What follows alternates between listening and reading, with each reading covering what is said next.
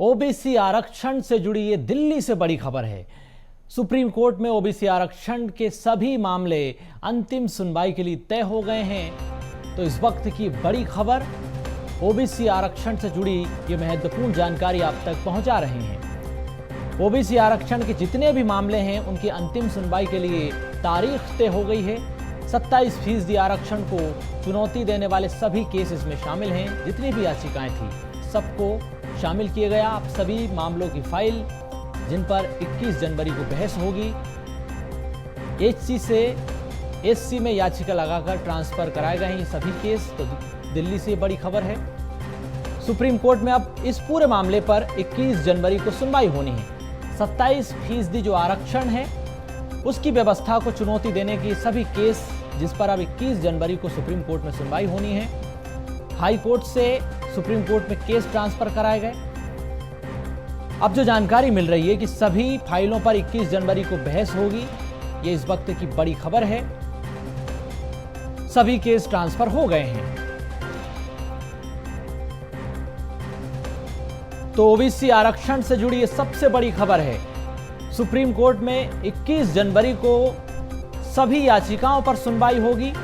High court से सभी case supreme court में ट्रांसफर किए गए। जितनी भी फाइल हैं ओबीसी आरक्षण से जुड़ी हुई, 27% ओबीसी आरक्षण को चुनौती देने का पूरा मामला है। अब इस पूरे मसले पर सुप्रीम कोर्ट में 21 जनवरी को सुनवाई होनी है। तो सभी पक्षों की अपनी अपनी दलीलें होंगी, सभी याचिकाओं पर बहस होंगी। सुप्रीम कोर्ट में ओबीसी आरक्षण के सभी मामले अंतिम तारीख के लिए सेट हो गए हैं। 21 जनवरी वो तारीख है जब ओबीसी आरक्षण पर सुनवाई होगी। जितनी भी याचिकाएं हैं सभी पर 21 जनवरी को बहस होगी। तो ओबीसी आरक्षण को लेकर आपने देखा कि देश की सियासत में किस तरह से ओबीसी आरक्षण का मुद्दा सहयोगी मनोज राठौर हमारे साथ इसी खबर पर जुड़ चुके हैं। मनोज जी, ओबीसी आरक्षण से जुड़ी बड़ी खबर है। 27% ओबीसी आरक्षण को चुनौती देने पर अब जो जानकारी निकलकर सामने आ रही है कि 21 जनवरी को सभी याचिकाओं पर बहस होगी। हाई कोर्ट से सुप्रीम कोर्ट में सभी केस ट्रांसफर हो गए हैं। 21 जनवरी को सुनवाई होगी, तारीख तय हो गई है।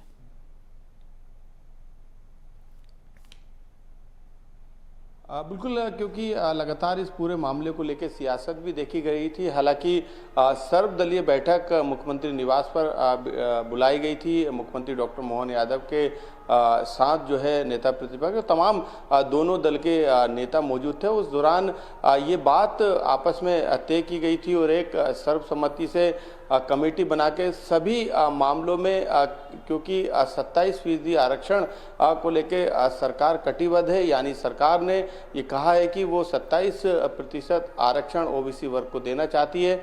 यही बात जो है कांग्रेस की तरफ से, विपक्ष की तरफ से की जा रही थी और ये कहा गया था कि सरकार जो है वो कहीं ना कहीं आरक्षण नहीं देना चाह रही। यही कारण कि कोर्ट में मामलों को लगातार लंबा खींचा जा रहा है। लेकिन सरकार ने सर्वदलीय बैठक के बाद ये स्पष्ट कर दिया था और इस बैठक के बाद तमाम जो याचिकाएं लगी थी उन याचिकाओं पर एक राय होकर कोर्ट में पक्ष रखने की बात की गई थी। ये पूरी प्रक्रिया चल रही थी। कई दौर की बातें जो हैं वो हुई और तमाम जो याचिका लगी थी उनकी तरफ से तमाम जो वाद विवाद थे उस पर भी चर्चा हुई और एक राय होकर सभी याचिकाएं जो हैं वो एक ही साथ जो है निहित की गई। और यही कारण था कि अब 21 जनवरी को जो है सभी जो याचिकाएं हैं उन पर एक साथ सुनवाई होगी, क्योंकि सभी का मत एक है कि 27% आरक्षण ओबीसी वर्ग को मिल सके। सरकार लगातार वचनबद्ध है। सरकार का कहना है कि वो 27% आरक्षण देना चाहती, लेकिन आरोप लगाए गए थे कि कमलनाथ सरकार में